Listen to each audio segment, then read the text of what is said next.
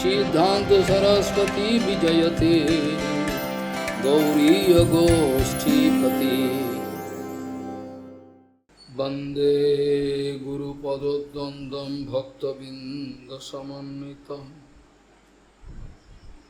श्रीचैतन्य प्रभुं वंदे नित्यानन्दसहोदितं श्रीनन्दनन्दनं वन्दे राधिका चरणोदयं गोपीजनसमायुक्तं बिन्दावनं मनोहरम्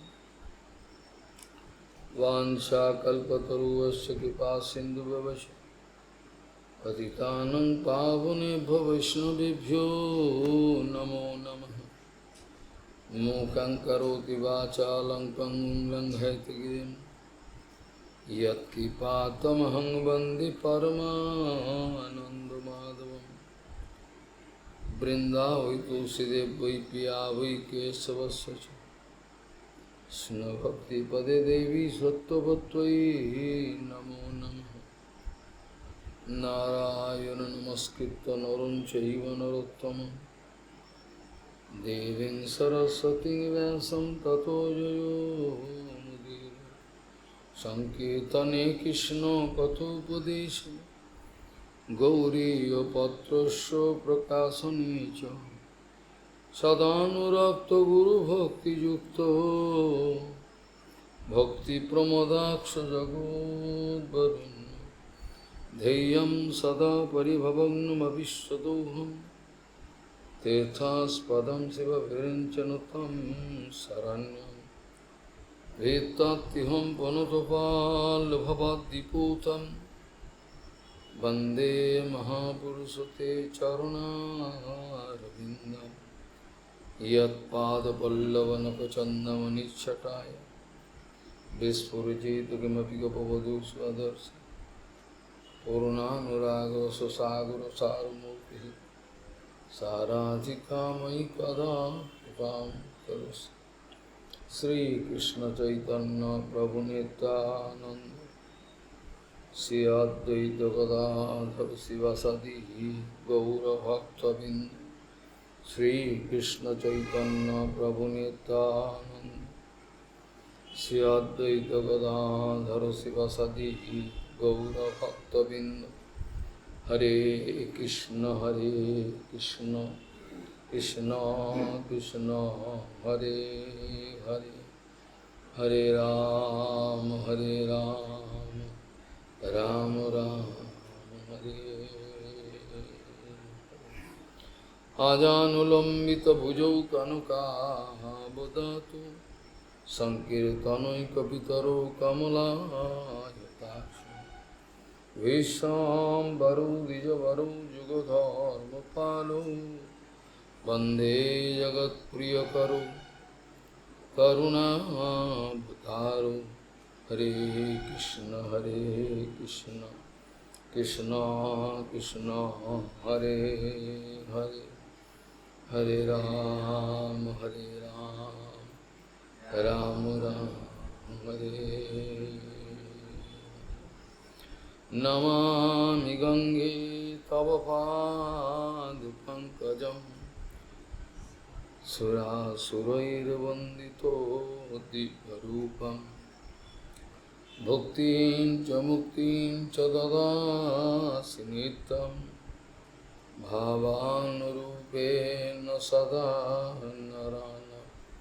गंगातरङ्गरमणीयजटाकलापं गौरी निरन्तरविभूषिः त्ववामभागं नारायणो प्रियमनुगमदापहारम् वाराणसीपुरपति भजवीशनाथं वागीषजुष्वदने लक्ष्मीर्यस्य च वक्षसि यस्यास्ति हृदयसंवित् त्वं निःसिंहमहं भजे। हरे कृष्ण कृष्ण कृष्ण हरे हरे हरे राम राम राम हरे हरे।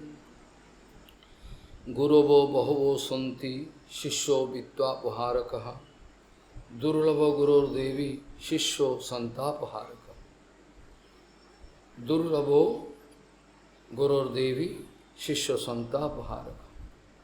गौड़ीय गोस्वामीपति श्रीशिल भक्ति सिद्धांत सरस्वती गोस्वामी भगवान परमहंस जगद्गुरु জানিয়েছেন যখন গুরু বৈষ্ণব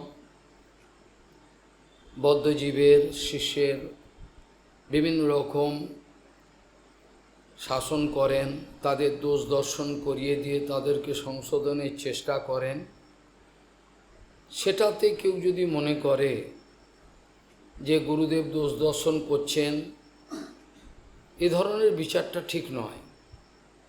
গৌড়ীয় গোস্বামীপতি শ্রীশিল ভক্তি সিদ্ধান্ত সরস্বতী গোস্বামী প্রভুপাদ পরমহংস জগদ্গুরু জানিয়েছেন গুরুপাদ পদ্ম বা বৈষ্ণবগণ বদ্ধজীবের দোষ দর্শন করিয়ে দিয়ে তাদেরকে সমূহ অধঃপতন থেকে যখন বাঁচান, তখন সেটাকে সমালোচনা বলা যায় না।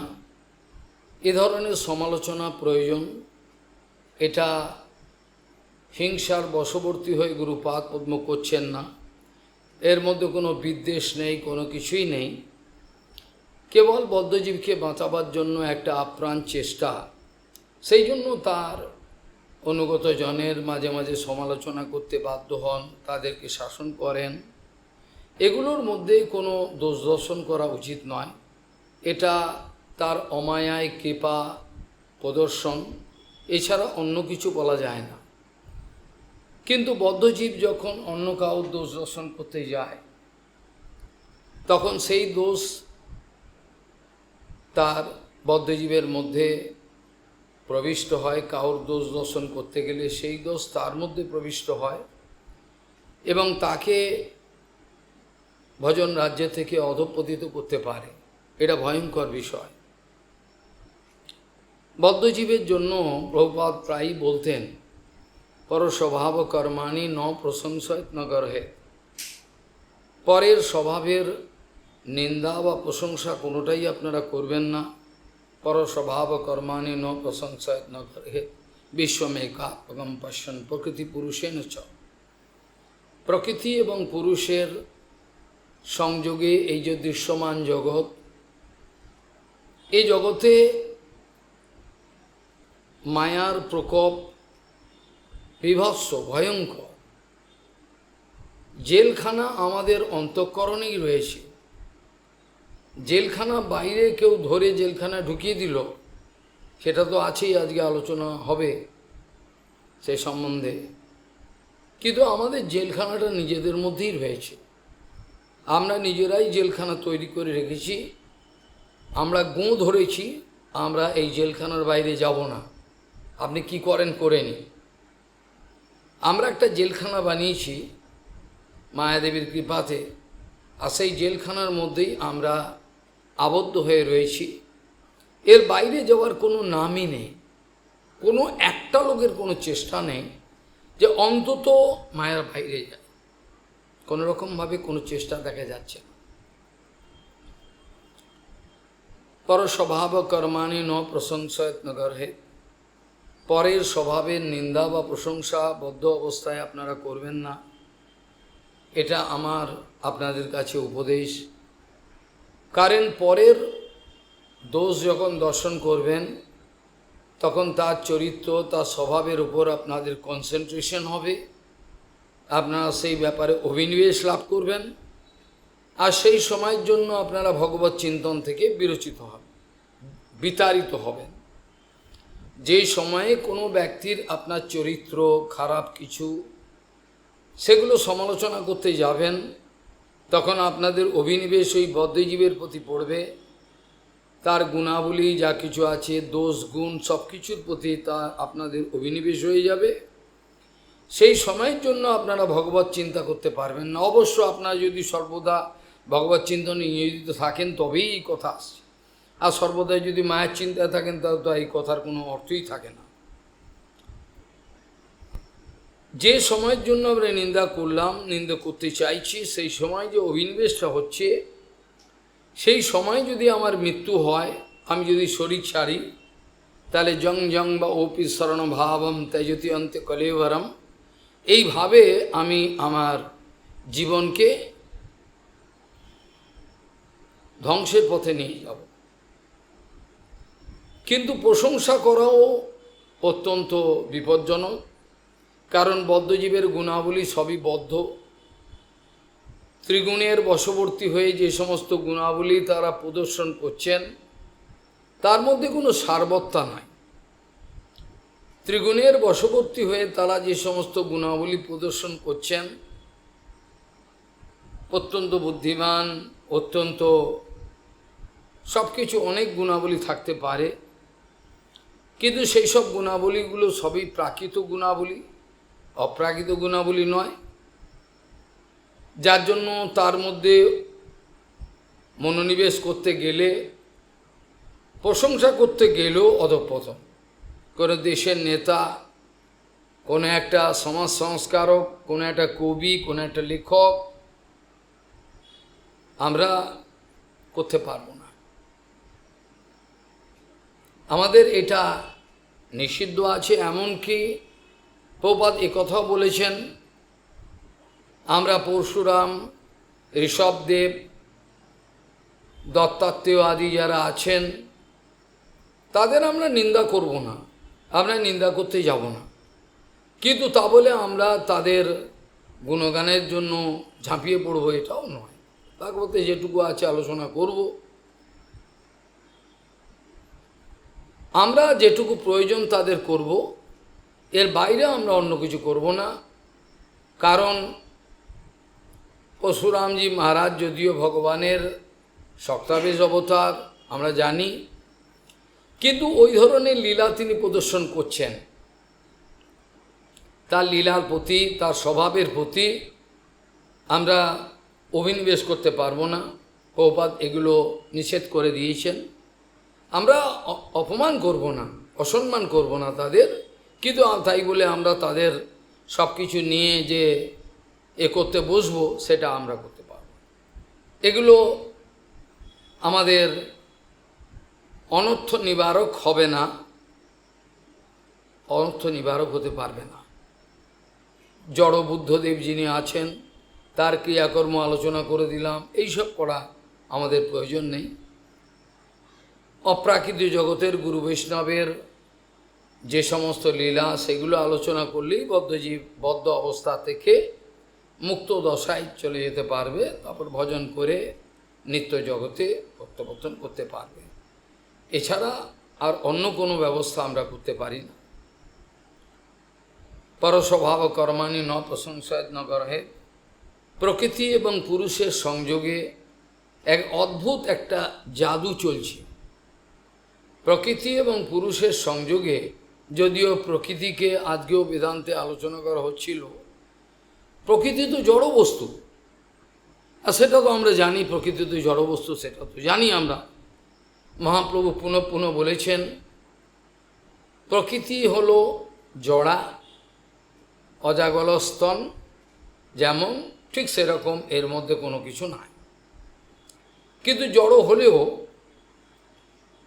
যখন ভগবান মায়াধ্যক্ষে না প্রকৃতি শ্বেতে চরাচরম এই বিচারেতে যখন পূর্বকল্পের সমস্ত জীবনকে প্রকৃতির গর্ভে, মায়াদেবীর গর্ভে দিয়ে দিলেন, মায়াদেবীর গর্ভে যখন যত অনন্ত জীব সেগুলোকে মায়াদেবীর গর্ভে দিয়ে দিলেন, একটা কল্পের পর কোনো সৃষ্টি নাই। এই সময়েতে ভগবানের দৃষ্টিপাতের জন্য ভগবান ঈক্ষণ করলেন। এই ঈক্ষণের জন্য প্রকৃতির সাম্য অবস্থা ভেঙে গেল। যখন প্রকৃতির সত রজ তমগুণ যখন ব্যালেন্সিং অবস্থায় থাকবে, এটাকে বলে ইকুইলিব্রিয়াম, এটা ব্যালেন্সিং কন্ডিশন। সত রজ তমগুণ একটা ব্যালেন্স অবস্থায় আছে, তখন মনে রাখবেন কোনো সৃষ্টি নেই। ঠিক যে সময় ভগবান ঈক্ষণ করলেন, কেবল দূরদর্শন ঈক্ষণ করার মাধ্যমে তার মধ্যে সমস্ত অনন্ত জীবরাশিকে পূর্বকল্পের যারা অপেক্ষা করছেন এখনও মায়ার বাইরে যেতে পারেননি ভগবত ধামকে, অনন্ত। এগুলোকে যখন তিনি প্রকৃতির গর্ভে দিলেন, সেই সময়তে প্রকৃতি ছবিত হলো ইক্ষণের দ্বারা। ছবিত হওয়ার পরেতে তখন 17তম গুণের ডিসব্যালেন্সে ঢেউ উঠল। সমুদ্রে যখন ঢেউ ওঠে, ঢেউ উঠতে আরম্ভ করলো, তার থেকে ওটাকে প্রধানও বলে, প্রকৃতিকে সাংখ্যযোগে সৃষ্টির মূল কারণ বলেছে। সেটা নিয়ে অনেক তর্ক বিতর্ক হয়, সেটা আজকে বেদান্তেও বলা হয়েছিল গেল সপ্তাহ। প্রকৃতি এ সৃষ্টির কারণ নয়, ভগবানের বহিরঙ্গা শক্তি, ভগবানের বহিরঙ্গা শক্তি, তার পরিণতি হিসাবে এই জগৎ দেখা যায়। সাংখ্যযোগে প্রকৃতিকেই বলছে সব কিছু, কিন্তু শাস্ত্রীয় বিচারে তা হচ্ছে না। শাস্ত্রীয় বিচারে আসছে ভগবান এবং ভগবানের শক্তি অভিন্ন। বেদান্ত বলছেন শক্তি শক্তি মত্তর অভেদ। শক্তি এবং শক্তিমান দুটো আলাদা হয় না। যিনি শক্তিমান শক্তি তারই হয়, যিনি শক্তিমান শক্তি তারই হয়। সেই জন্য শক্তি শক্তিমত্তর অভেদ এই বিচারতে ভগবানের বহিরঙ্গা শক্তির পরিণতি হিসাবে এই জগৎ পরিণাম পেয়েছে। এই জগতে যা কিছু দেখা যাচ্ছে, আত্মার সঙ্গে এই জগৎটা যদিও এটা জড়া বস্তু, কিন্তু আমাদের মনে হচ্ছে যেন জড়জগৎটা অ্যাক্টিভেট করেছে। কি করে হলো? অ্যাক্টিভেট কি করে হলো? যেহেতু ওই চিন্ময় আত্মা এর মধ্যে ফেলে দেওয়া হয়েছে, সেই চিন্ময় আত্মাগুলো এরা চিন্ময় হতে পারে, গঠনগত বৈচিত্র্য বিচার করলে এরা চিন্ময় অবশ্যই। কিন্তু যেহেতু পূর্বকল্পে তাদের যে সংস্কারটা নিয়ে তারা দেহ ছেড়েছিল, সেগুলো তাদের উপরে একটা কভারিং করেছে, যেটাকে সূক্ষ্ম শরীর বলে। এই অবস্থায় তারা চিন্ময় হলেও, তারা চিন্ময় গঠনগত বৈচিত্র্য বিচার করলে তারা চিন্ময় বটে, কিন্তু হলেও তারা যেহেতু পূর্বকল্পে বিভিন্ন সংস্কার নিয়ে সুপ্ত অবস্থায় রয়েছে, বর্তমানে আবার তাদের সমস্ত কিছু কাটাবার জন্য জড়জগতে তাদের আসতেই হবে। এই অবস্থায় তখন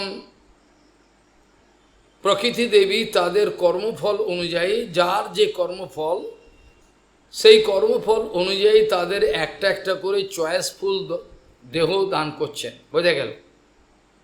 তাদের কর্মফল যেমন, সেই কর্মফল অনুযায়ী তাদের দেহ দান করছেন। তাদের কি কি কর্মফল কেমন কেমন আছেন, কে পশু জন্ম হওয়ার যোগ্য, পশুর মধ্যে আবার বাঘ ভাল্লুক চিতা বিভিন্ন রকম, কার কি জন্ম কীরকম সংস্কার ছিল সেই অনুপাতে তাদের জন্ম দেওয়া হবে। প্রকৃতির মধ্যে এটা যেন একটা সেলফ ফেড করে দেওয়া হয় না, ওটা অটোমেটিক্যালি কাজ করে রোবটের মতো। এটা কাউকে দেখতে হবে, ভগবানের এটা ব্যবস্থা। তারা তখন সেই শরীর ধারণ করে এ ভাষায় ভূতের মতো মনে করছে আমি বাঘ, আমি ভাল্লুক, আমি মেয়ে ছেলে, আমি বেটা ছেলে, এইবার সেই অনুপাতে ব্যবহার করছে, প্রকৃতি তাদের করছে। এই অবস্থায় করতে করতে কি হলো, তারা এক একটা করে দেহ ধারণ করলো। কিন্তু ওই চিন্ময় আত্মা এই শরীরের মধ্যে প্রবিষ্ট হওয়ার জন্য শরীরটা অ্যাক্টিভেট হলো। আসলে শরীরটা জড়ো, প্রকৃতির কাদা মাটি পাহাড় পর্বত যা কিছু সব জড়ো। আর আমার যে শরীরটা ধারণ করেছি, সেই শরীরটাও কিন্তু জড়ো। এরা পঞ্চভৌতিক। শুধু তাই নয়, আমার মন এবং বুদ্ধি সব কিছু কিন্তু জড়ো, যেটা ভূমি রাপ অনলো বায়ু খং মন বুদ্ধির এবচ অহংকার ইতিহাম্যে প্রকৃতির অস্তদা, এ প্রকৃতির অন্তর্গত। আশ্চর্য বিষয়, প্রকৃতির জড়া হলেও মহাপ্রভু বলছেন শক্তি সঞ্চার করেছেন, মনে হচ্ছে প্রকৃতি অ্যাক্টিভেট করেছে। আর সব কিছু যেন কথা বলছে, সব কিছু। আমাকে প্রলোভন দেখাচ্ছে, আমাকে বিকর্ষণ করছে, কি একটা অদ্ভুত বিষয়, কিন্তু সব জড়। যাদের আত্মদর্শন হয়েছে তারা চিন্ময় আত্মা ছাড়া কিছু দেখেন না, না তো মেয়ে ছেলে দেখেন, না তো বেটা ছেলে দেখেন, কিছুই দেখতে পান না। আত্মদর্শন সেটা অত সোজা নয়। আত্মদর্শন বলতে নিজের আত্মার অবস্থাটা অনুভব করা, আমার পরিচয় বাস্তব কি, এটা আত্মদর্শন হয়। তারপরে উপনিষদে যেটা নায়াম আত্মা প্রবচনে লভ্য ন মেধয়া ন বহু ন সুতেন যম এব এইসব বৃণীতে তেন লভ্য, এগুলোর ব্যাপারে এরা বাঞ্ছা করে। যেমন আত্মতত্ত্ব অনুভব করলো, আত্মতত্ত্ব অনুভব করলেই সঙ্গে সঙ্গে পরমাত্মতত্ত্ব অনুভব হওয়ার বিষয় হবে। আত্মতত্ত্ব অনুভব করলাম, অথচ পরমাত্মা সম্বন্ধে কোনো কাণ্ডজ্ঞান রইল হতেই পারে। আত্মতত্ত্ব অনুভব করা মানেই অনুভব করবে আমার মধ্যে পরমাত্মা রয়েছে এবং আমি জীবাত্মা। এই অবস্থায় তার ভোগ প্রবৃত্তি থাকতে পারবে না,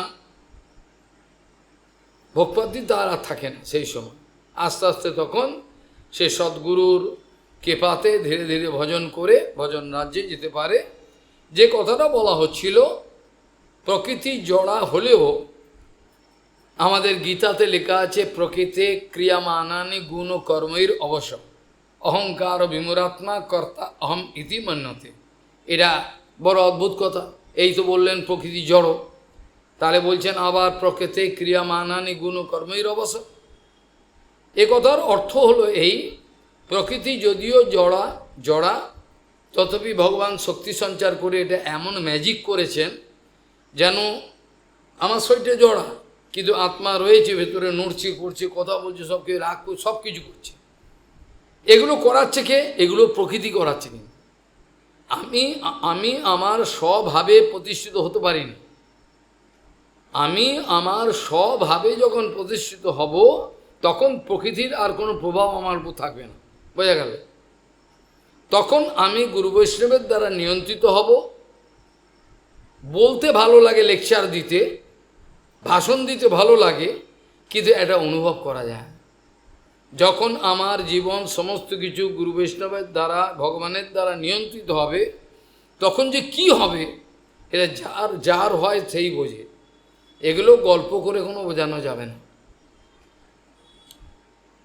যেহেতু আমরা বদ্ধ অবস্থায় রয়েছি, সেহেতু শত রজ তমগুণ পুরো ব্রহ্মাণ্ডকে নিয়ন্ত্রণ করছে।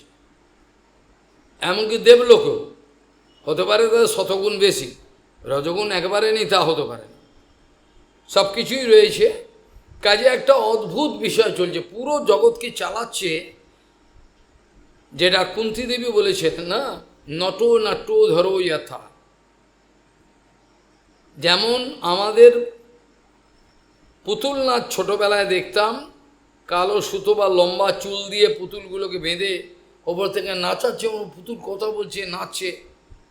ঠিক সেরকম প্রকৃতির শত রজ তম গুণ, এই তিন গুণ বিভিন্ন সময়তে বিভিন্ন রকম বিভিন্ন রূপ ধারণ করে রজগুণের সঙ্গে রজগুণ ধাক্কা খায়, তমগুণের সঙ্গে রজগুণ ধাক্কা খায়, শতগুণের সঙ্গে রজগুণ ধাক্কা খায়। এইভাবে একটা উর্মি ঢেউ উঠতে থাকে। আমরা এটাকে বলতে পারি গুণ সমুদ্র। আমরা কিন্তু সমুদ্রে রয়েছি। কেউ মনে করে জলটাই সমুদ্র, আমরা বায়বীয় সমুদ্রে। ফিজিক্যাল সায়েন্সের বিচারেও যদি ধরা যায়, যদি ত্রিগুণ না মানি, তাহলেও আমরা বায়বীয় সমুদ্রের মধ্যে রয়েছি, এয়ার ওশান। আর যদি আরও শাস্ত্রীয় ভাষায় বলা যায়, তাহলে আমরা শতরজ তমগুণের সমুদ্রের মধ্যে বিরাজমান করছি।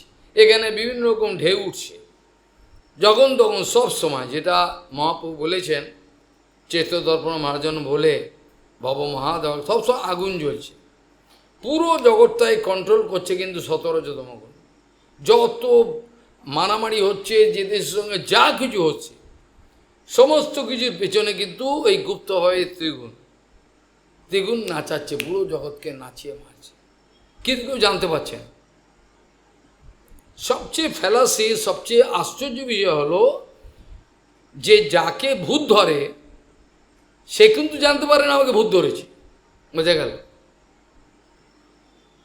যাকে ভূতে ধরলো সে তো জানতে পারছে না আমাকে ভূতে ধরেছে, ও তো লাইন টোহে নাচছে, সে জানতে পারছে না। সেই জন্য কৃষ্ণদাস কবিরাজ গোস্বামী একটা সুন্দর উদাহরণ দিয়েছেন, পিশাচি পাইলে যথা মতিচ্ছন্ন হয়, মায়াবদ্ধ জীবেরা সেভাবোধ হয়। পিশাচি পেলে যেমন মতিটা আচ্ছন্ন হয়ে যায়, আর কোনো র্যাশনালিটি বলে কিছু থাকে না, পূর্বাপর বিচার থাকে না, কি করব না করব, কি ভূতের কাজ, ভূত যেমন কাজ করে ওরকম ধরনের কাজ। যার জন্যই প্রভুপাদ প্রায় বলতেন আনুগত্যহীন ব্যক্তি পশু সদৃশ আছে ভয়ঙ্কর, যার কোনো কন্ট্রোলার নেই। সে কি করবে? সে তো মায়ার বসে। তাহলে তো কীর্তনগুলো কেন করেছে? মিছে মায়ার বসে যাচ্ছ বেশি, খাচ্ছ হাবুডুবু ভাই, এছাড়া তো আর কিছু বলবে কী করবে? নিজের চেষ্টা হয় না কোনোদিন? নিজের চেষ্টায় কি হয়? নিজের চেষ্টায় কেউ পার করতে পেরেছে দেখাতে পারবেন? একটা উদাহরণ দেখান, কে গুরু বৈষ্ণবের কৃপা ছাড়া কেউ পার হয়েছে? তা কোনোদিন হতে পারে। আর গুরু বৈষ্ণব বিশ্বাস নেই আমাদের। আমাদের বিশ্বাস যদিও আছে ছিটে ফোটা, ও দিয়ে কাজ হয় না কোনো মতে। কাজেই প্রকৃতি ক্রিয়ামানানি গুণকর্মের অবসর। প্রকৃতি জীবকে এমনভাবে নাচাচ্ছে ও বুঝতেই পারছে না, ও জানতেই পারছে না যে আমাকে প্রকৃতি নাচাচ্ছে, আর উপলব্ধি করতে পারছে না। আর গুণ এবং কর্মের বশেতে অবশ, যেন একটা মানুষকে অপারেশন করবার আগে অ্যানেস্থেসিয়া করা হয়। একটা মানুষকে যখন অপারেশন করে এখন লোকাল অ্যানেস্থেসিয়া হয়, আগে কিন্তু ক্লোরোফর্ম তার আবার নিয়ম আছে, কতটা পরিমাণে কতক্ষণে, আবার এক্সপার্ট আছে, ওরা যে কেউ করলে আবার মরে যাবে যদি, ওরা কতটা সময় ধরে কতটা তাদের হার্টবিট সব দেখে তারপর করতো। আর এখন লোকাল অ্যানেস্থেসিয়া, রোগীর যদি পেট কাটে সে দেখতে পাচ্ছে পেট কাটছে আমার, সে কিন্তু দেখতে পায় কিছু লাগবে না, একবার লোকাল অ্যানেস্থেসিয়া, কথাটা বোঝা। তো সেরকম প্রকৃতি যে এদেরতে নাচাচ্ছে এরা কিন্তু জানতে পারছে না, এরা কেউ উপলব্ধি করতে পারছে না। একটা আশ্চর্য বিষয়, এই প্রকৃতি গুণগুলো জড়ো, কিন্তু ভগবান অ্যাক্টিভেট করেছে, ওদেরকে চালাচ্ছে, ভগবানের ইচ্ছা সব কিছু হতে পারে। এইভাবে প্রকৃতি জড়া হলেও আমাদেরকে পুরো নাচাচ্ছে। এই জন্য বলছেন প্রকৃতি ক্রিয়ামান, প্রকৃতি সতরজতম আমাদের নাচাচ্ছে। কুন্তি দেবী এই জন্য বলছেন নটু নাট্টু ধরো যথা। এরা বুঝতে পারে না যে কে নাচাচ্ছে, ওই জন্য তিনি পরিষ্কার বললেন যে জন্ম ঐশ্বর্য সুত শিবিরেদ মান মদহ প্রমাণ নৈবার হতি অভিদাতম্বৈতম কিঞ্চন গোচর। তুমি একেবারে অকিঞ্চন, যারা সব কিছু ছেড়ে দিয়ে তোমার স্মরণে রয়েছে তারাই তোমাকে পাবে, বাকি কেউ। যখন ভগবান বলছেন পিসিমণিকে কেন কাঁদছো, কাঁদবার তো কোনো কারণ নেই, এখন তো তোমাদের সব অনুকূল হয়ে গেছে, আর চিন্তা কি? আর সত্ত্বেও তোমাদের পুরো জগতের লোক তাদের বশীভূত হয়ে গেছে, রাষ্ট্রীয় যোগ্য চারটিখানি কথা না। কুন্তিদেবী বলছেন না, এখন তো বিপদ আসল শুরু হল, এখন তুমি আমাদেরকে সমস্ত গুছিয়ে দিয়ে চলে যাচ্ছ, এখন তুমি মনে করছো আর কোনো বিপদ নেই, কোনো শত্রু নেই, এখন তো সব তোমাদের অধীন। আরে বাবা, এখন তো আসল বিপদ শুরু হলো, এখনই তো তোমাকে ভুলে যাব না। যখন মানুষের সম্পদ থাকে, টাকা পয়সা, আরে বড় ইন্টারন্যাশনাল প্রচারও সে মরবার আগে বলছে যে আমার অর্থ করি প্রতিষ্ঠা আমাকে এমন করে দিয়েছে, আমি কিছু উল্টো পথে আমি করলাম, সমস্ত উল্টো, নিজে স্বীকার করছে মৃত্যুর সময়, তার স্টেটমেন্ট দিচ্ছে।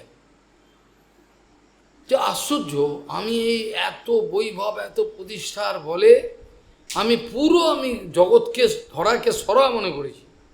এই জন্য ভগবানের করে বলি যত কিছু আছে তোমার রইল, সব তোমরা নাও, আমার যেন কিছু না থাকে। কিছু না থাকার যে আনন্দটা, এটা আমি পেয়েছি ভগবানের ইচ্ছা। এই জন্য আমাকে বোকা বানানো সম্ভব নয়। কিছু না থাকার যে আনন্দটা, এই আনন্দটা আমি অনুভব করেছিলাম, আর ওই আনন্দটা আমাকে এখনও আনন্দ দেয়, যার জন্য আমার কাছে কিছু থাকলেও আমার নয়। ওই জন্য হলো উৎপাত দিয়ে দেয়, সব কিছু দিয়ে দেয়। মুখে লেকচার দেবো, তোমরা ছেড়ো না, আমি ছাড়বো না, ওটা হতে পারে। চোখের সামনে দেখিয়ে দিলাম সব, যেমন জঞ্জাল মলমূত্র ত্যাগ করে নিয়ে যান, সব নিয়ে যান, সব নিয়ে যান, কী আছে সব নিয়ে যান। এটা হলো অনুভব থেকে হতে পারে, এটা আবার জোর জবস্তি হবে না, গুরু কৃপা। একটা সামান্য চুন থেকে পান খসলে মানুষ ধরপড় করে, এতটাই আকর্ষণ বিষয়ের প্রতি, 5টা পয়সা খরচা করতে চায়। সেক্ষেত্রে সব দিয়ে দেওয়া, এটা তো অনেক উড়ে, এটা স্বপ্নেই ভাবতে পারে না কি করে হয়। আর তারপর সব দিয়ে দিলে শেষে যদি আমি বিপদে পড়ি, তখন কি হবে তুমি দেখবে। বা প্রভুপাদ বলছেন, এদের পূর্ণ বিশ্বাস নেই ভগবান, এই জন্য এরকম। আর সব দিয়ে দিলে শেষে যদি বিপদ হয়, ওরা না দেখে, আর না দেখুক, তখন কি হবে। এই জন্য আমাদের গুরু বৈষ্ণব ভগবানের পূর্ণ বিশ্বাস নাই, আছে ছিঁড়ে ভোটা, ওইটা দিয়েই চালাচ্ছি আমরা রোগে। বিশ্বাস থাকলে তার সব চেহারাটা, কথাবার্তা, সেবার ভাব দেখলে বোঝা যায়, সঙ্গে সঙ্গে বলে দেবে শরণাগতি আছে, বাকি কাউর। সেই জন্য প্রকৃতিটাকে অ্যাক্টিভেট দেখা যাচ্ছে, প্রকৃতি মনে হচ্ছে যে নাচাচ্ছে গুণ এবং কর্মের দ্বারা। আর অহংকারী মানুষ সে নিজেকে কর্তা বলে মনে করছে। প্রভুপাদ অনেক জায়গায় বলছেন, কর্তা অভিমানটা ত্যাগ করার নামই হলো শরণাগতি। কিন্তু কেউ শরণাগতি হয়নি, কেউ বলতে পারবে না এখানে শালগ্রাম ছুঁয়ে বা কোনোভাবে আমি শরণাগতি। প্রভুপাদ বলছেন তার কর্তৃত্ব অভিমানটাকে ত্যাগ করার নামই হলো শরণাগতি। কেউই ত্যাগ করে, আমাকে সম্মান দিল না, আমি একটা বড় হনুমান, আমাকে দিল না সম্মান। তা আমার সম্মান না দিলে ভাব, আমি তো বলি যা সম্মান তোরা অন্য জায়গাতে, আমি সম্মান ছাড়া এই কাজ করতে পারি, আমার ইচ্ছে নাই, একটা মালা পরারও ইচ্ছে না, তোদের কিছু নেওয়ারও ইচ্ছে না। কাজেই কর্তৃত্ব অভিমানটাকে ত্যাগ করার নাম হলো শরণাগতি। এটা কাউরই নেই, যদি থাকে রেয়ার, তার লক্ষণ দেখে বোঝা যাবে। কোনো না কোনোভাবে সে নিরপেক্ষ হতে পারে নাই, কোনো না কোনোভাবে সে এই দলে রয়েছে, এই দলেও আছে, একটু হাত তুলে দিচ্ছে আমিও আছি, আবার ওই দলেও আছে, দু দলেই আছে। এ ধরনের ব্যক্তি তারা নিরপেক্ষ নয়, তারা নিরপেক্ষ নয়, এখানেও আছে, ঝোলেও আছে, ঝালেও আছে, হাত তুলে দেবে। এরা কিন্তু এদের নিষ্ঠা প্রমাণ হয় না, তাদের নিরপেক্ষ ভাব নাই। আর নিরপেক্ষ না হলে ধর্ম না যায় রক্ষণে। নিরপেক্ষ না হলে একটা পিতা পর্যন্ত তার মেয়ে, ছেলে, স্ত্রী, তাদের নিরপেক্ষ না থাকলে একের প্রতি ঝোল টানবে, তার সংসার যাত্রাও সঠিকভাবে হবে না। কোন একটা দেশের নেতা যদি নিরপেক্ষ না হয়, সবসময় সে ভুল করবে, ভুল করতে বাধ্য, সে পদে পদে। যার জন্য একটা বিরাট দার্শনিক পৃথিবী, সে বলেছিল প্রত্যেক পলিটিক্যাল লিডার যারা আছেন, প্রত্যেককে একটা গুড, একটা ভালো দার্শনিক হতে হবে। প্রত্যেককে, যে কোনো একটা পলিটিক্যাল লিডার যে থাকবেন, তাদের নিরপেক্ষ তো হতে পারে এবং দার্শনিক হতে হবে। তারা দেখতে পাবেন কি হতে চলেছে। আগেকার দিনে রাজাদের যদি কথা আমরা দেখি, কি তাদের দূরদৃষ্টি, এই ঘটনা ঘটেছে মানে সঙ্গে সঙ্গে বুঝে নিল, আর বলতে হবে না। Any political leader, any king, যে কোনো রাজা হোক, he should be a big philosopher, দার্শনিক। যদি না হয় সে বিচার রাখতে পারবে, সে তালমাটাল হয়ে যাবে।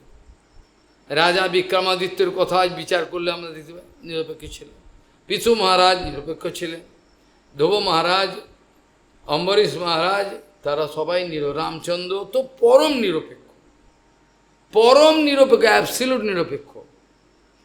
একটা কুকুরের প্রতিও যেন অন্যায় না হয়, রামচন্দ্রের এই বিচার ছিল। তা আমরা নিরপেক্ষ ভূমিকায় যেত, আমরা আমাদের আত্মীয় পরিজন হলে তখন আমাদের ভালোবাসাটা উদলে পড়ে, আর যদি না ও খেয়ে মরুকে, ও না খেলো না খেলো, এগুলো লক্ষণ হলো বদ্ধজীবের লক্ষণ।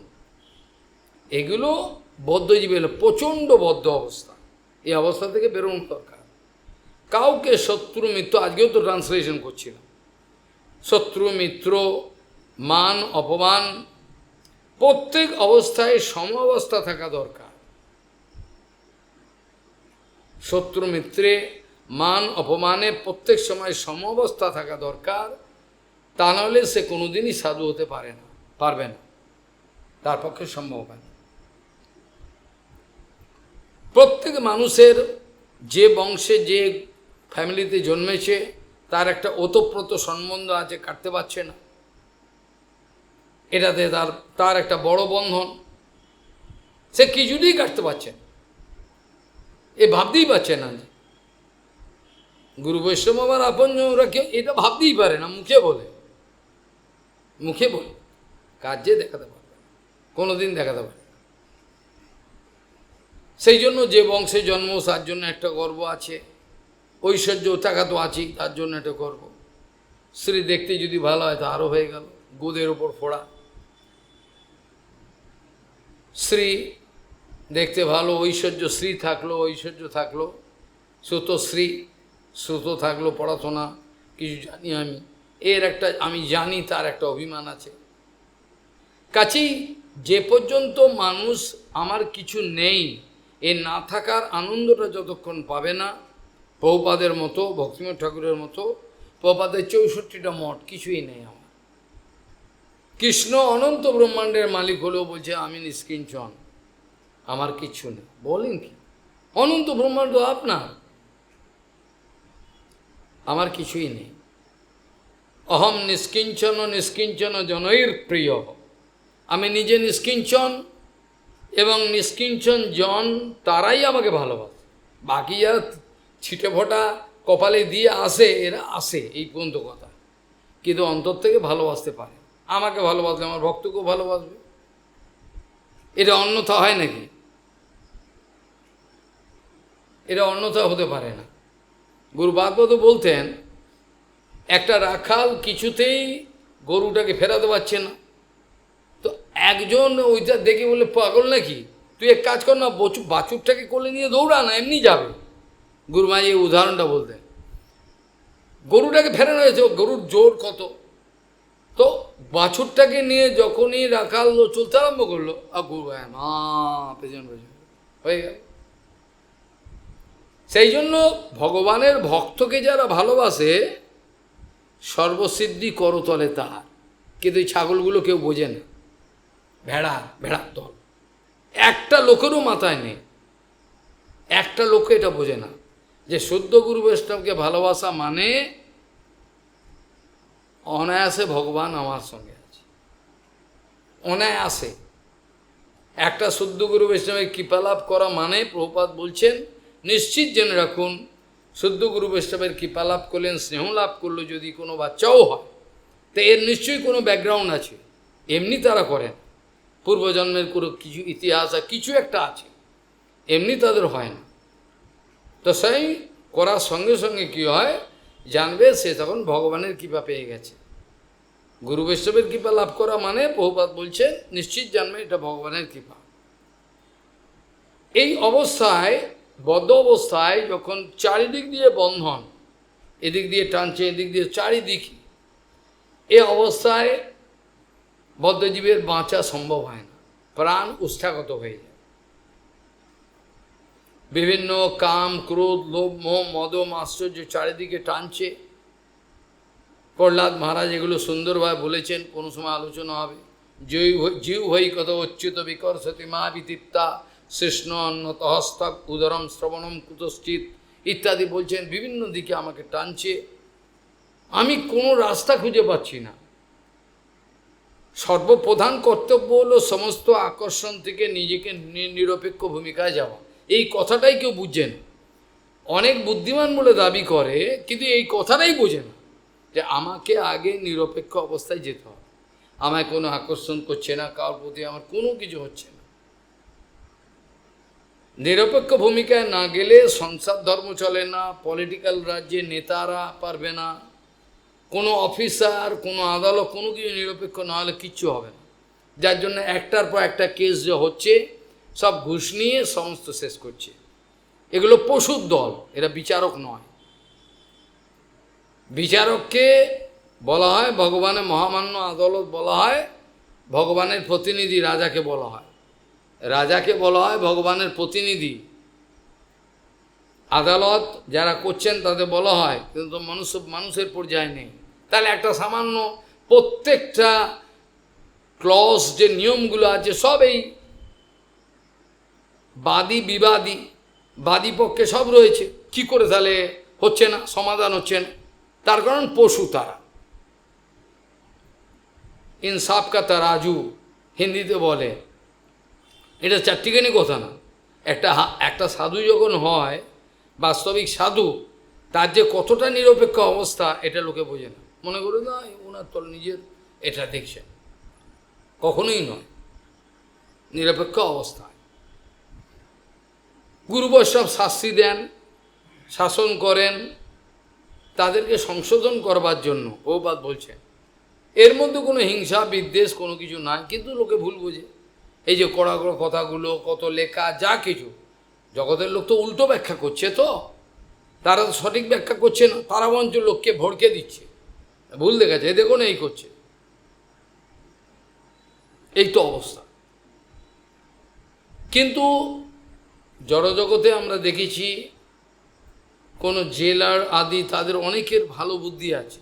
যেমন চণ্ডীগড়ের একজন জেলার ছিলেন, এখন আছেন কিনা জানি না, তিনি কয়েদিদের সামনে সাধুদেরকে মন্দির থেকে আনতেন, এনে হরিকথা ওখানে বলাতেন, কয়েদিরা শুনত। এখানে আমাদের মুর্শিদাবাদেও তাই, একজন জেলা এখন আছে কিনা জানি না, আমি 20 বছর আগেকার কথা বলেছি, খবরের কাগজে বেরিয়েছিল, যে নিরপেক্ষ, উনি এদের প্রতি স্নেহ রাখেন। এই যে করেছিস, তো এখন 20 বছর তুই যদি জেলে থাকি, 12 বছর থাকিস বা 7 বছর থাকি, তাও তো কর্মক্ষমতা থাকবে না। সশ্রম কারাদণ্ডের মাধ্যমে যে পয়সাটা সেটা জমা রাখ, সেই পয়সাগুলো তা যখন ছুটি পায় তাদের সে টাকা দেয়, তো এই কর, আমি আছি তোর পেছনে, এই রোজগার শুরু কর, এবার জীবনটাকে বদলা। পয়সাগুলো দিয়ে তাদেরকে একটা রাস্তা দেখাতো, এইভাবে কর, আর নোংরামো করতে হবে না। তো এরকম চণ্ডীগড়ও তাই। কারণ শাস্ত্র বিচারে দেখা যায় কাউকে ফিজিক্যাল পানিশমেন্ট দেওয়ার মাধ্যমে কাউকে পরিবর্তন করা সম্ভব নয়। আমি যদি মুখে চেঁচামেচি করি, গালাগাল দিই, খাওয়া বন্ধ করে দেবো মুখ তমুক, কিন্তু এটা আমার বিশ্বাস আছে এটাতেই ওদের পরিবর্তন হবে না, এটা হয় না। ফিজিক্যাল পানিশমেন্ট যে কোনোভাবে দিয়ে তাকে পরিবর্তন করবে, এটা হতে পারে না। যখন তারা গুরু বৈষ্ণবের মহিমা বুঝবে, স্নেহ বুঝবে, তাদের বুকটা ফেটে যাবে।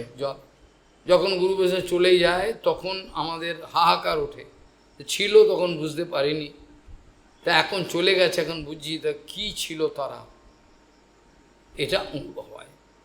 কাজেই জেলখানার পানিশমেন্ট বা কেউ যদি গলায় দড়িও দিয়ে দিল, কিন্তু এটা দিয়ে তো সমাধান হলো না। এটা দিয়ে সমাধান হলো কি? গুরু বৈষ্ণবগণ বা শাস্ত্রের বিচারে দেখা যায় যে আত্মাটার যে উপরে যে মায়াটা রয়েছে সেটাকে কাটিয়ে দেবো, দিয়ে তাকে স্বস্বরূপে প্রতিষ্ঠিত করবার ব্যবস্থা করে দেবো। এটাকে জীবে দয়া বলা হয়। তো জীবে দয়ার যদি বাস্তবিক অর্থ আপনারা জানতে চান, জীবে দয়ার যদি বাস্তবিক অর্থ আপনারা জানতে চান, সেটা মানে হলো এই, জীবে দয়া মানে হলো সেই জীবকে তার স্বস্বরূপে আমি হরিকথা বলে, কীর্তন করে, ভালোবাসা দিয়ে, স্নেহ দিয়ে, প্রসাদ দিয়ে, যে কোনোভাবে তাকে পরিবর্তন। ভক্তিময় ঠাকুর এই উদ্দেশ্যেই কিন্তু এই গৌরাঙ্গ সমাজ এইটাই বলছেন, অনেক গভীর। বর্তমান যুগে ভক্তিময় ঠাকুর যেটা বলেছেন এটা প্রয়োগ হওয়া খুবই কঠিন, হবে না এ কথা বলি না, মহাজন বলেছেন, কিন্তু বড় কঠিন। ভালো কাজ করলেই তাকে আক্রমণ করছে, সমস্ত কিছু তার বিরুদ্ধে চলে যাচ্ছে, সেই তার জীবন দিল, আজকে তার প্রতি বিরুদ্ধ আচরণ করছে। অবশ্য ভালো, এরা আসবে না, আমাকে বিরক্ত করতে পারবে না, ভালো হলো। দূরেই থাক, এরা নিজেরাই ধ্বংস হবে। এদের ধ্বংস কাউকে করতে হয় না, এরা নিজেরই কর্মফলের ফলে তারা ধ্বংস হয়ে যায়। এদেরকে ধ্বংস করার দরকার, নিজের কর্মফল নিজে ভোগ করবে, করে ধ্বংস হয়ে যায়। কাজেই কাউকে গলায় দড়ি দিয়ে যে কোনোভাবে ফাঁসি দিয়ে তাকেও পরিবর্তন করা যায় না। পরিবর্তন করতে গেলে তার হৃদয়ের পরিবর্তন করতে হয়। হৃদয়ের পরিবর্তন হয়ে যাওয়া মানে সব পরিবর্তন হয়ে গেল, আর কোনো ঝামেলা নেই। এই প্রচেষ্টাটাই গুরু বৈষ্ণব করেন। হরিকথা, কীর্তন, স্নেহ, ভালোবাসা, এগুলো সৎসঙ্গ যে কোনোভাবে এই করে তারা চেষ্টা করেন। কিন্তু শেষ পর্যন্ত এমনও হয় একেবারে প্রায় উঠে গেছে, এই আর জীবটা উঠে গেছে, মাছটাকে আমি তুলে ফেলেছি, পরেও ছেড়ে দিয়ে চলে যায়। একেবারে শেষ অবস্থা, ও একটু তাহলে হয়ে যায়, সে আবার সেই ঝাঁপ দিয়ে মায়ার সাগরে পড়লো, আবার ভেসে চলে গেল। এটাও হতে পারে। কাজেই একটা জীবকে বাঁচানো যে কতটা কঠিন, একটা জীবকে, এটা আপনারা অনুভব করতে পারেন না, এটা আপনাদের অনুভবের বিষয় আসে না যে একটা জীবকে বাঁচানো কত কঠিন, কি বীভৎস, এটা আপনারা জানেন। কি কষ্ট করতে হয়, কতটা রক্তজল করতে হয়, কতটা আপনাদের আইডিয়া নেই, ধারণা নেই। তার ওপর আবার এই দস্যুগুলো, অত্যাচারী ব্যভিচারীগুলো ভালো ভালো লোকগুলোকে এবার বলে হরিকথা শুনতে যেও না, বারণ করে দিচ্ছে। তাদের অবশ্য তারা নিজের আগুনে জ্বলবে, এটা আমাদের কিছু করতে হবে না, কিন্তু ভালো লোকগুলোকে ক্ষতি করে দিচ্ছে। যদি ওখানে যাও আমাদের মঠে থাকতে পারবে না। এগুলো পশুর থেকেও চরম ঘৃণ্য বুদ্ধি, পশুর এই বুদ্ধি আসবে না। কোনো লোক চাইছে ভালো জায়গায় একটু যায়, তাকে আসতে দেবেন, যদি যাও তাহলে আমাদের মঠে থাকবে না, তাহলে চলে যাও এখান থেকে। তাহলে কতটা পাশবিক বুদ্ধিও বলবো না, পশুর এই বুদ্ধি থাকে না, তার থেকেও অধম। এরা এদের ফল ভোগ করবে, সেটা আমার কোনো চিন্তা নেই, ভগবান বলরাম আছেন। কিন্তু চিন্তা হয় এই যে ভালো ভালো লোকগুলো যারা চাইছিল, শুনছিল, তা থেকে সব আস্তে আস্তে সব বন্ধ করে দিচ্ছে। আস্তে সব বড় বড় যারা নেতা হয়ে রয়েছে, আচার্য, তাদের সব সাম্প্রদায়িক একটা রোগে ভুগছি। সম্প্রদায় কথাটা কোনো দোষণীয় নয়, ভক্তিময় ঠাকুর বলছেন সম্প্রদায় কথাটা মানেই অনেকে রেগে যায়, কিন্তু সম্প্রদায় কথাটার মধ্যে যদি সঠিক অর্থে এটা ব্যবহার করা হয় তাহলে সম্প্রদায় দরকার। সম্প্রদাঘা, এটা হচ্ছে ব্যুৎপত্তি, শব্দ কি করে এসছে। সম্যক প্রকারে যে জ্ঞান আমার কাছে এসছে কোনো বিকৃত না হয়ে বিন্দুমাত্র, এটা পরবর্তী প্রজনন যারা আসছে তাদের কাছে চালিত করে দেওয়ার যে পদ্ধতি, এর জন্য একটা সংরক্ষণ দরকার হয়, একটা ফ্যান্সিং পাঁচিল দরকার হয়। আমি এর ভেতরে যেমন চিড়িয়াখানার চারিদিকে পাঁচিল, এর বাইরে বাঘ আসতে পারবে না, সেরকম আমাদের যে দিব্য জ্ঞানের একটা প্রবাহ আছে, সে প্রবাহকে যদি আমরা সংরক্ষণ না করি, শুদ্ধ গুরু, এই চিটিংবাজ, চোর, ধোকাবাজ, এদের দ্বারা সংরক্ষণ হবে না, এদের দ্বারা সম্প্রদায়ের কোনো মঙ্গল হবে না। যত এই পরিমাণে সাধু সংখ্যা বাড়বে, ভক্তিময় ঠাকুর বলছেন, তত জানতে হবে কলির ভয়ঙ্কর একটা চাল, কলি ভয়ঙ্কর অবস্থা একটা প্ল্যান করছেন। তা নাহলে কী করে সাধুর সংখ্যা এত বাড়ছে? সাধু তো জগতে পাওয়াই যায় না, একটা জগৎ খুঁজে পাওয়াই যায় না এটা বাস্তব সাধু। তারপরে লাল কাপড়, নীল কাপড়, হলদে কাপড়, সাদা কাপড়, কত সংখ্যা বেড়ে যাচ্ছে, এত দুমদাম করে সব কী করে হচ্ছে? বলে এটা হলো কলির একটা চক্রান্ত। পুরো জগৎ খুঁজলে এরা বাস্তবিক সত্য গুণে বার করা খুবই কঠিন। সাধু কাকে বলে? এই কাপড়টা তো সাধু নয়, এ শরীরটা সাধু নয়। সাধু হলো অন্তঃকরণের যে ভাবটা, সেটাকেই বলে সাধু। সত্যকরণের যে ভাবটা, সেটাকে সাধু বলা, কিন্তু লোকে বুঝছে না।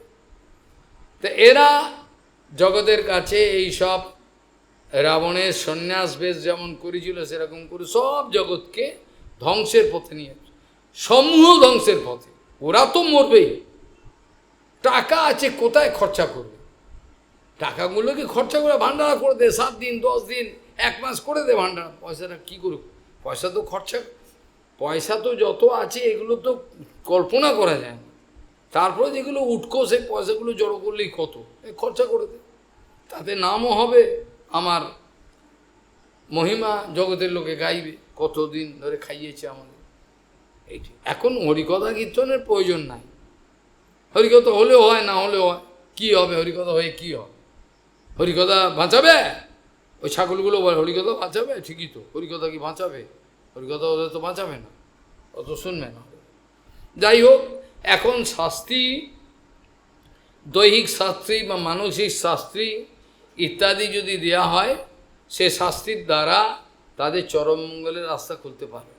আমি একথাও রাধাকুণ্ডের কোনো একটা পাগল বলছে, শাস্ত্রীজির কি শাস্তি হওয়া দরকার? এই শাস্ত্রীজি, এই যে লিখেছেন বাচাল শাস্ত্রীজি, বাচাল সাধু বাবা, এই শাস্ত্রীজির কি শাস্তি হওয়া দরকার, এটা লেখা হয়েছে। মুখ বন্ধ, এ জবাব দেয়। এখন আমি চাইছি না, কেন জীবন কতটুকু। যদি আমি বারবার বলছি, আপনারা সব বড় বড় আচার্যগুলোকে বলুন, তাদের ক্ষমতা থাকলে বা জবাব দিই, আমি আর জবাব দেওয়ার আমার ইচ্ছা নেই। কেন এমনি জানি এরা ধ্বংস করবে, এরা ধ্বংস করবে, কী হয়? এদের জন্য সম্মান রক্ষা করে কি? গুরুবর্গের সম্মান এমনি সংরক্ষিত, কিছু করা, কেউ কিছু করতে পারবে না। কুকুরের মতো চিৎকার করে যা, কী হবে তাতে? ভক্তিবিনোদ ঠাকুর, প্রভুপাদ, সমস্ত গুরু, জগন্নাথ দাস বাবা পুরো প্রমাণ করে দিয়েছেন আমাদের। এই যে জগন্নাথ দাস বাবাজি মহারাজ, যেটা গৌরাঙ্গের আবির্ভাব, তাই তো কোনো ইঞ্জিনিয়ার সাহেব, চিফ ইঞ্জিনিয়ার, তিনি ইঞ্জিনিয়ার সাহেব মাটি খুঁড়ে প্রমাণ করে দিলেন এইটি হচ্ছে আবির্ভাব স্থান। মাটি খুঁড়ে সব রসদ বার করে দিলেন, এর মধ্যে অনেক কিছু পাওয়া গেল। গৌরাঙ্গের পাগলের দল, চিফ ইঞ্জিনিয়ার পাগল।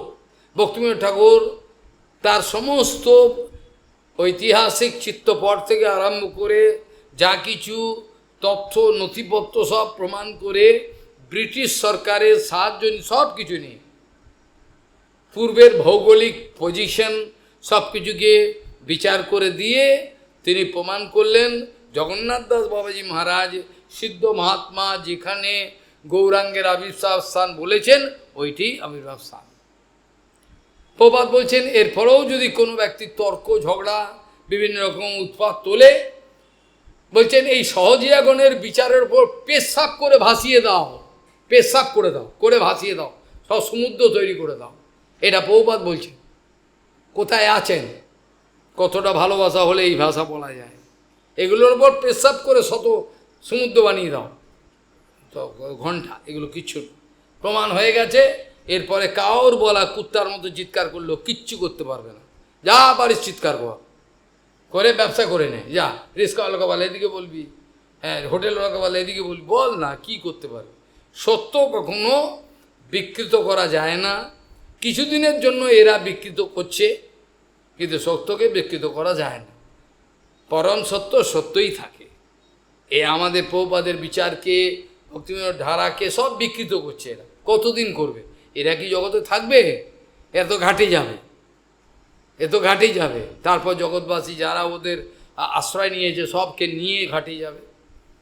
এ তো শাস্ত্রের প্রমাণ, শাস্ত্র বলছে, শাস্ত্র তো বলছে, যো ভক্তি ন্যায়রহিতম অন্যায়েন শৃণুতয় তো উভৌ ব্রজতঃ নিরয়ম কালম অক্ষয়ম, অনন্তকালের জন্য নরক যাবে। যে ব্যক্তি ভুল পথ দেখাচ্ছে তিনি, আর যারা ভুল পথে যাচ্ছে তাদের প্রত্যেকে, আর কোনো সমাধান নেই এর মধ্যে, কোনো সেন্টিমেন্ট এ করলে হয়, ও বললে হয়, মেয়েলি বিচারে তো চলবে না। যেটা বলে দিয়েছেন গুরুবর্গ ওইটি মানতে হবে। ইচ্ছা হলো মানো, না চলে যাও, এর মধ্যে কোনো অ্যামেন্ডমেন্ট হয় না। সরকার তার দল যদি মেজরিটি থাকে, কোনো বিল পাস করানোর জন্য অ্যামেন্ডমেন্ট করতে পারে, কারণ জড়জগতের সংবিধানে যা কিছু হচ্ছে সাবজেক্ট টু অ্যামেন্ডমেন্ট। কিন্তু গুরু বৈষ্ণব ভগবান শাস্ত্র যা বলেছে এগুলো সব সাবজেক্ট টু অ্যামেন্ডমেন্ট নয়। এগুলো once done, done forever. একবার বলে দিয়েছে মানে এটা চিরকালের মতো, এর মধ্যে কেউ কলম চালাতে পারবে না, এর মধ্যে আধুনিক প্রাচীন এই কথা আসবেই না। এ কথা আসে না, চিরনবীন। যাই হোক, এখন প্রশ্ন হলো এই, বিচারে বলছেন আমাদের শাস্ত্র বলছেন, মহাদেব বলছেন পার্বতীকে বিচার করে বলছেন যে পার্বতী, জগতে গুরুর অভাব নেই, বুঝলে, প্রচুর গুরু, কেউ শিষ্য হবে না, সবাই গুরু হবে, গরু হবে, কেউ শিষ্য হতে চায় না। তারা জানেই না বাস্তব শিষ্য মানে হলো গুরু, কিন্তু সেটা হবে। সেই জন্য মহাদেব বলছেন, গুরব বহব সন্তি শিষ্যবিদ্যা, তাদের টাকা পয়সা নিয়ে নাও, ছল চাতুরি মিষ্টি কথা বলে বিদেশে এদিক ওদিক করে টাকা জোগাড়। এরা ব্যবসায়ী, এরা প্রচারক নয়, এরা প্রচারক নয়, এরা প্রচারক নয়, এরা প্রচারক নয়, এরা ব্যবসায়ী। এরা জগতের ক্ষতি সাধন করছে এতটাই যে ক্ষতি সাধনে আর মেকআপ দেওয়া যাবে কি না কোনো ঠিক নেই। কারণ পারমার্থিক পথ এত গম্ভীর এবং আমাদের জীবনের সময় এত অল্প যে একটা ভ্রান্ত পথে চলে গেলে সেই পথ থেকে প্রথমে নিউট্রাল পজিশনে আসতেই সময় লেগে যায়, পুরো জীবন চলে যায়। কোনো একটা ব্যক্তি যদি ভ্রান্ত পথে চলে গিয়ে থাকে, তাহলে এই ভ্রান্ত পথ থেকে প্রথমে নিউট্রাল পজিশনে আসতে তার জীবন চলে যাবে, আর সে পজিটিভ দিকে যেতে পারবে না। বোঝা গেল কি বললাম? নিরপেক্ষ অবস্থায় আসতে পারবেন কেন? ও যে এতটাই ভুল পথে চলে গেছে, ওটা মেকআপ দিয়ে এবার আসবে যে জিরো পজিশনে, তারপর এবার ভজন শুরু করবে, সদ্গুরু গ্রহণ করে, সেটা সময় পাবে না। কত লোকে কদিন বাঁচে, কেউ 50, কেউ 40, 45, কেউ 55, 70, 80, এর বেশি তো বাঁচে না। এই অল্প সময়ের মধ্যে তারা কি করতে পারে? এই অল্প সময়ের মধ্যে ছেলে খেলা করতেই তো চলে গেল। ওই একটু আগে কীর্তন করছিল, হ্যাঁ, কমে দিনে দিনে, হ্যাঁ, বালক হইয়া খেলিল বালক সম, আর কিছু দিনে জ্ঞান উপজিল, পাঠ পড়ি অহরহ। এটা তো করতে সত্য কথা। কখন সময় হবে? এই অনন্ত সাগর। কেউ বলতে পারবে না আমি শাস্ত্রগুলো মুখস্থ করে পড়ে লিখছে, তো ছাই কিচ্ছু করতে পারবে। সেবা করতে করতে স্ফূর্তিপ্রাপ্ত হবে, তখন দেবে শাস্ত্রের সব কথাই সঠিক। একটা মহাজনকে চেনবার রাস্তা হলো, সেই মহাজনের মুখে কোনোদিন সৌতপন্থার বাইরে কোনো কথা বেরোয়নি। আমি এই ছাগলগুলোকে জানাতে চাই, এই ছাগল ভেড়াগুলোকে এরা যেন বুঝতে পারে, সহজ নিয়ম বলে দিচ্ছি। এটা কি? যদি কোনো সাধুকে চিনতে হয়, দেখবে ওর চরিত্র, স্বভাব, আচরণ দেখবে ভালো করে, আর তার সঙ্গে যে কথাও বলছে সেটার সঙ্গে সৌতবাণীর বিরোধ হচ্ছে কিনা। যদি দেখা যায় কোনো একটা সাধু তার জীবনে লেখনীতে এবং বলাতে কোনোদিনই কোনো সিদ্ধান্ত বিরোধ, রসাবাস, কোনো কথা বেফাস বলেন নাই, নিশ্চিত পরিমাণে নাকে সরষের দিল দিয়ে বলে দিতে হবে সাধু। আর এই অমানুষগুলো বিভিন্ন সম্প্রদায়ের আতাত করছে, ওরা মার খাবে, ওদের সম্প্রদায়তেই আগুন জ্বলবে কদিন পরে, ওকে ধরে পেটাতে আরম্ভ করবে, ওকে ধরেই পেটাবে, আমি ভবিষ্যৎবাণী করলাম, ওকে ধরে মারতে আরম্ভ করবে, আর কেউ শুনবে না, বলে অনেক হয়েছে, রাখ। এবার যা খুশি, আমার যা খুশি, আমি ক্ষমতা পেয়ে গেছি, আমি যা পারবো তাই করব, এটা হলো আমার। সত্য যখন জানতে পারবে, আমি বলেছিলাম মুসলিম ধর্মেতে মোহাম্মদের কাছে যিনি প্রথম আশ্রয় নিয়েছিলেন, আশ্রয় নেওয়ার কাজে ওদের ভাবনা কি আমি তা জানি না, আমি বললাম কথার কথা, মন্ত্র চেষ্টা করি, শিষ্য বলে পরিচয়। তার বাড়ি ঘর জমি ভিটে সমস্ত ভেঙে দিয়ে ওখানে 7 স্টার হোটেল হয়েছে, 7 স্টার হোটেল।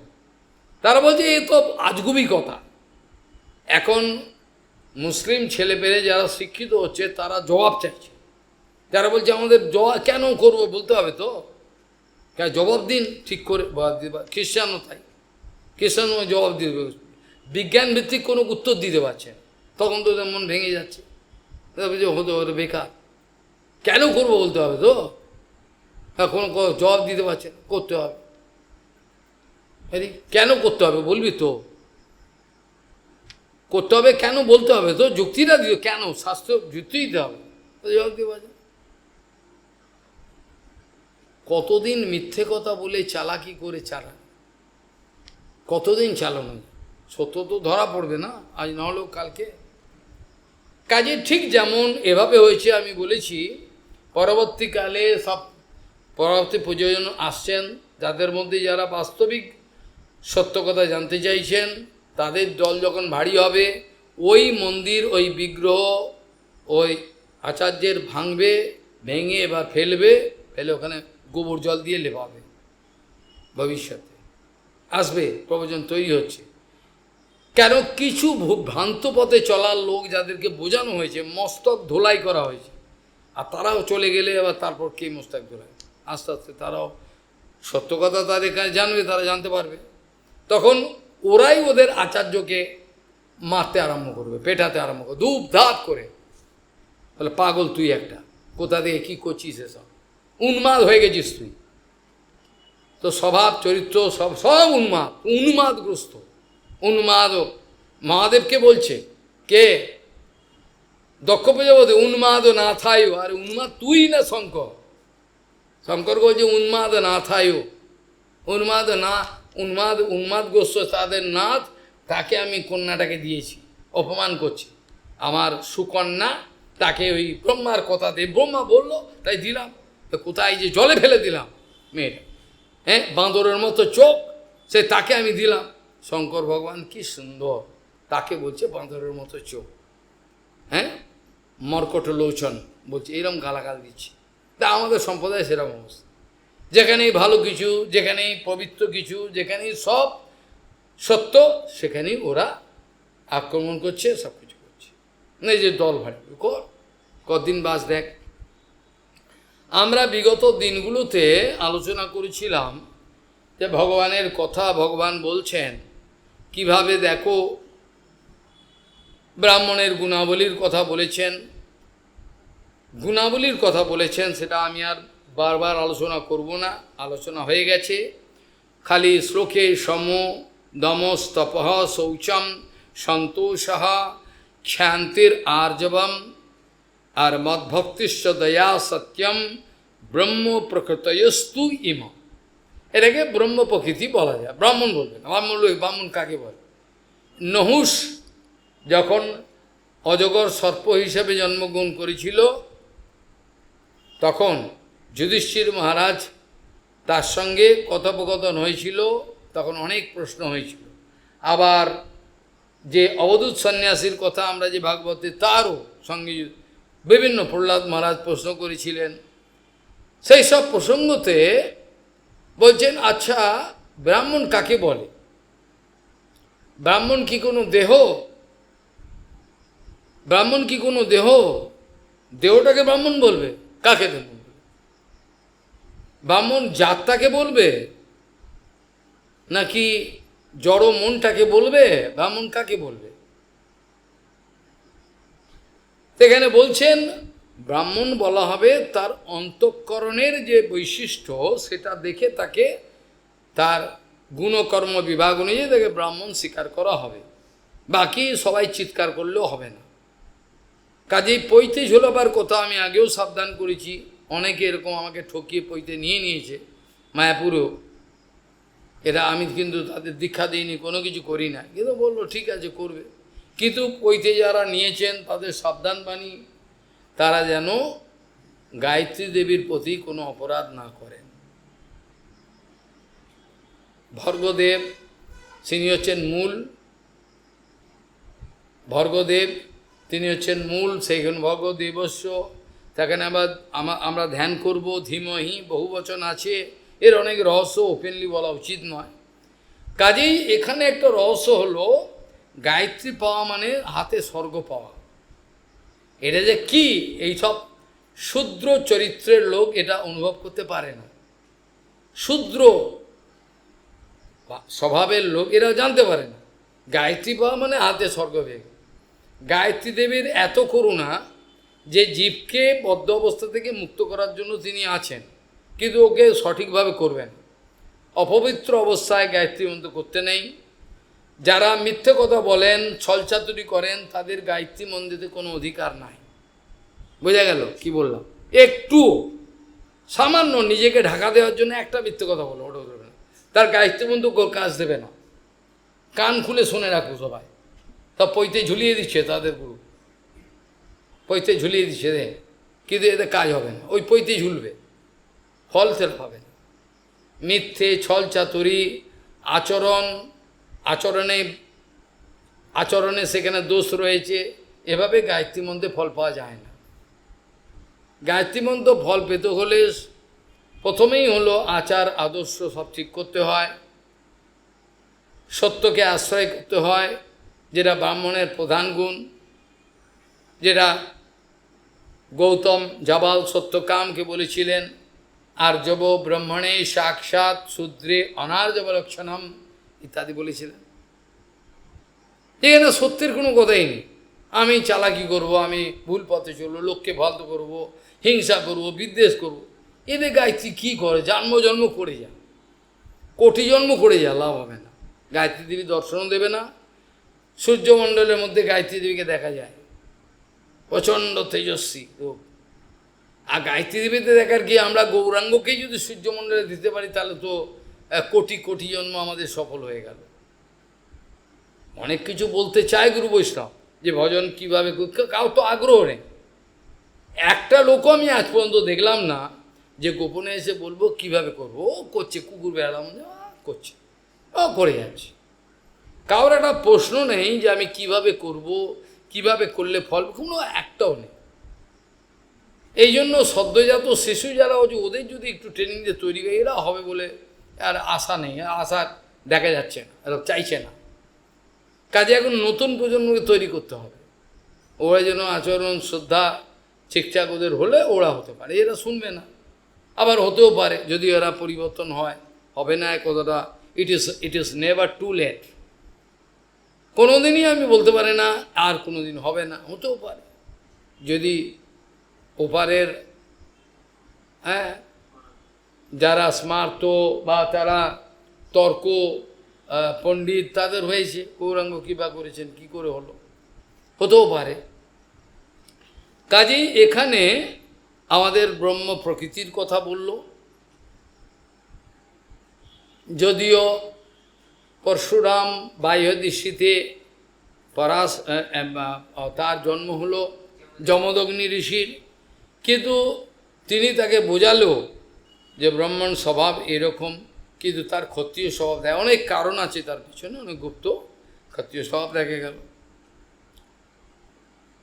এইভাবে তাহলে ব্রাহ্মণের স্বভাবগুলো সম্বন্ধে মোটামুটি একটা আলাদা একটা ধারণা গ্রো করলো। তার মূলে হলো সত্যনিষ্ঠা প্রধান, আর তেজ বলম ধৃতি শৌর্যম তিতিক সৌদার্যম উদ্যম আস্তৈর্যম ব্রহ্মণ্যম ঐশ্বর্যম ক্ষত্র প্রকৃতয় স্ত্রীমা। ক্ষত্রিয়দের তেজ, বল, ধৃতি, শৌর্য, তিতিক্ষা, ঔদার্য, উদ্যম থাকবে, স্থৈর্য থাকবে, আর তারা ব্রাহ্মণদের বৈষ্ণবদের রক্ষা করার প্রতিশ্রুতি তাদের থাকবে, ব্রাহ্মণকে সাহায্য করবে, তাদের ব্রাহ্মণ্য ঐশ্বর্য থাকবে, তাদের ক্ষত্র, তাদের গাইড করবার, সমাজকে পরিচালিত করবার একটা ক্ষমতা থাকবে। এইগুলো যখন থাকবে, এটা ক্ষত্রিয় স্বভাব, এটা ক্ষত্রিয় প্রকৃতয় স্তুইমা। আর আস্তিক্যম, কোনো মতেই নাস্তিক ভাব থাকবে না, ভগবানে বিশ্বাস থাকবে, ভজন করুক না করুক বিশ্বাসটা আছে। দেবতারা কত ভজন করে, তাদের বিশ্বাস আছে, ভগবানের প্রতি বিশ্বাস, ভজন কে করে? ওই জন্য তো তারা বলছেন, স্বর্গের দেবতারা বলছেন, ভগবান যদি আমাদের কোনো স্বীকৃতি থেকে থাকে, তাহলে আমাদের এই জন্মে, দেবতা জন্মের পর আমাদের ভারতাজিরে, ভারতবর্ষে আমাদের মনুষ্য জন্ম দিও, আমরা ভজন করব। কি সৌভাগ্য! এই ভারতবর্ষের মধ্যে এই কর্মক্ষেত্র, এর মধ্যে অপূর্ব কর্মক্ষেত্র, মানে বৈদিক বিচার অনুযায়ী যে কর্মগুলো করা হয়, এর মধ্যে আমার জন্ম হয়েছে, যেখানে রাম নৃসিংহ বরাহ থেকে আরম্ভ করে কৃষ্ণ গৌরাঙ্গ সবাই আবির্ভাব হয়েছেন, সেই ভূমি আমি ছেড়ে কোন বিদেশে যাব? একটা মুহূর্ত আমি পারবো না। আমার চিন্তা করলে বিদেশে কাঁপ ধরে যায়, আমি একটা সেকেন্ড থাকতে পারবো না। করোনা পিরিয়ডে কি করে ভগবান আমাকে বাঁচালো, যখন ফুল ফ্লেজের সরকার থেকে ঘোষণা করা দেওয়া হয়েছে যারাই আসবে ট্রেনে তাদেরকে কোয়ারেন্টাইনে থাকতে হবে। আমি তো মাথায় ভয় দেখায়, ভগবান আমি তো দুদিনেই মরে যাব, আমাকে তুমি কিভাবে বাঁচাবে? বর্ধমানে এবার ট্রেন স্লো হলো, এমন স্লো হলো যে আমরা নিয়ে পড়লাম, এটা গাড়ি ধরে চলে এলাম, নাহলে হাওড়ায় গেলে ধরে ঢুকিয়ে দিত, আর ওইখানেই মরে যেত। আমি তো জল খেতে পারবো না, জল পর্যন্ত আহার করতে পারবো না, কীরকম অবস্থা দেব, ভগবান রক্ষা করেন।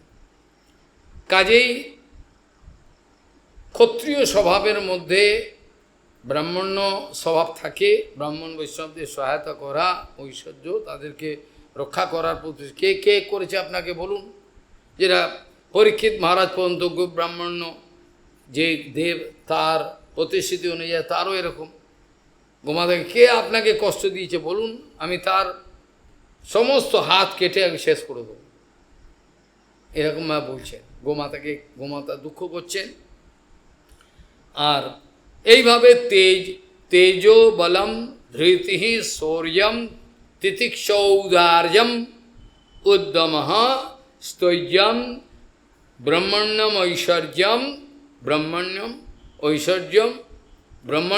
ঐশ্বর্যম আর ক্ষত্র প্রকৃত স্ত্রীমা। আর বৈশ্য স্বভাব সেটা কি?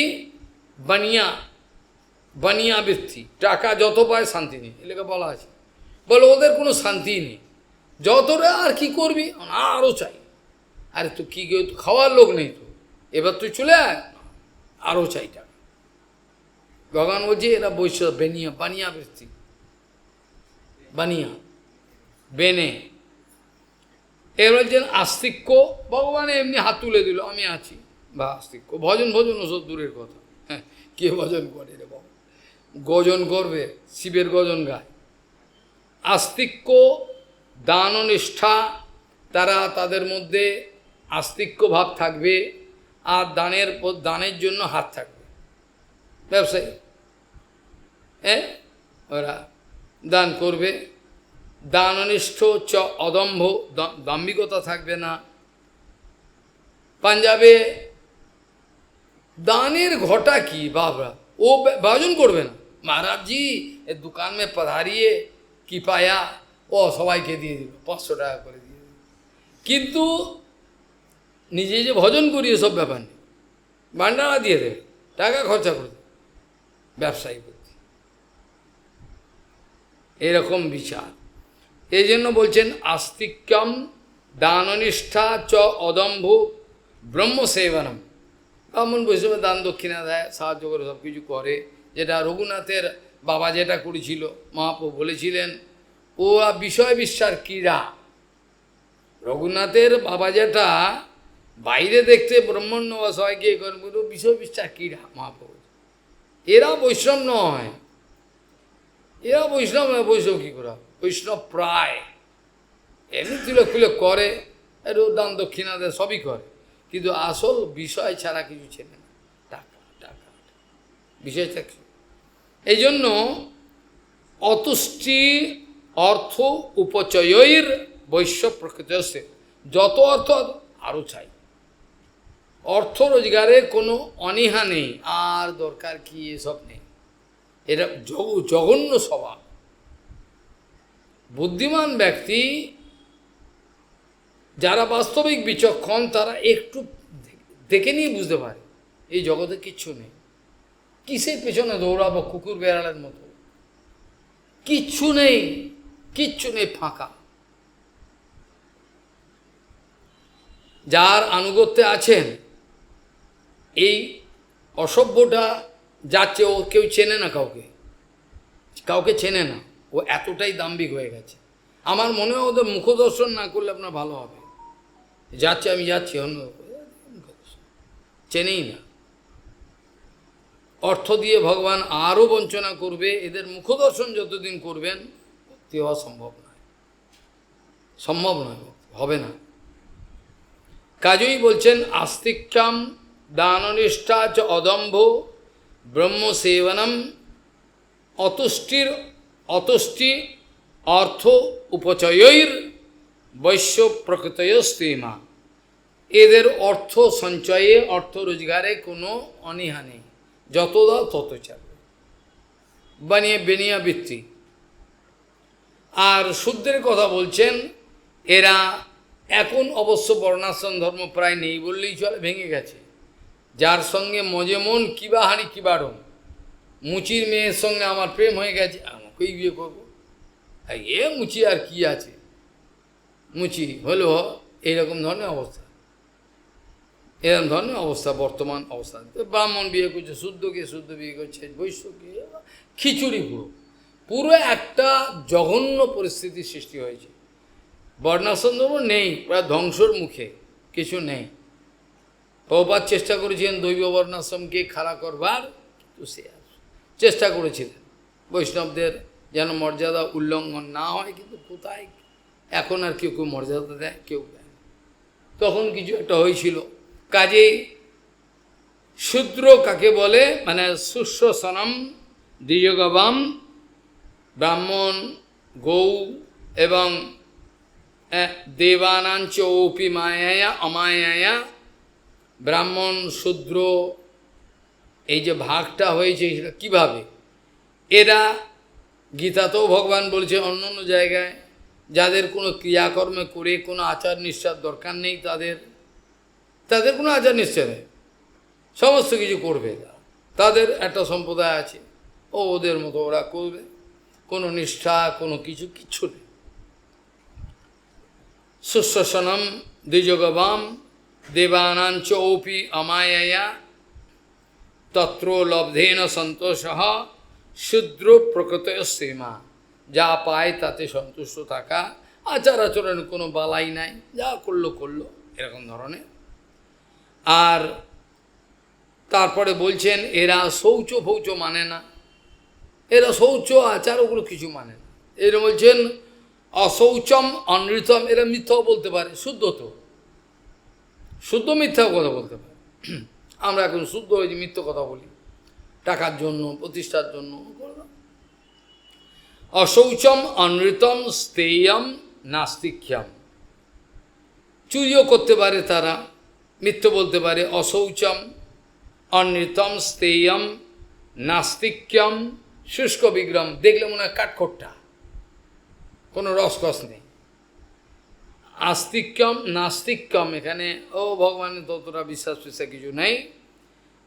এবার কি হলো, কামহ ক্রোধশ্চ তর্ষশ্চ তৃষ্ণা, বিষয়ভোগের তৃষ্ণা, স ভাব অন্তব্যবসায়িনাম, যারা অন্তজ, যারা ব্রাহ্মণ ক্ষত্রিয় বৈশ্য শূদ্র এই চারের বাইরে যারা আছেন, তাদের এইগুলো বোঝা গেল। কেউ বলছেন অশৌচম অনৃতম স্থেয়ম নাস্তিক্যম শুষ্ক বিগ্রহ কামহ ক্রোধশ্চ তর্ষশ্চ, তর্ষ মানে তৃষ্ণা, তৃষ্ণা কিসের তৃষ্ণা, কামের তৃষ্ণা, ভোগের। স ভাব অন্তব্যবসায়িনাম, যারা অন্তজ, তাদের এইসব ব্যবসায় মানে বৃত্তি, ব্যবসা মানে ব্যবসা নয়, তার ব্যবহার আচার এইরকম ধরনের হবে। আজকে এই পর্যন্ত আলোচনার বিশ্রাম রাখা প্রয়োজন আপনাদের। আজকে আপ টু 20, from 16 to 20, গুরব বহব সন্তি শিষ্য বিত্তাপহারকঃ দুর্লভ গুরোর দেবী শিষ্য সন্তাপহারকঃ वाञ्छकल्पतरुस्य कृपासिन्धुभ्यो च पतितानं पावनेभ्यो वैष्णवेभ्यो नमः।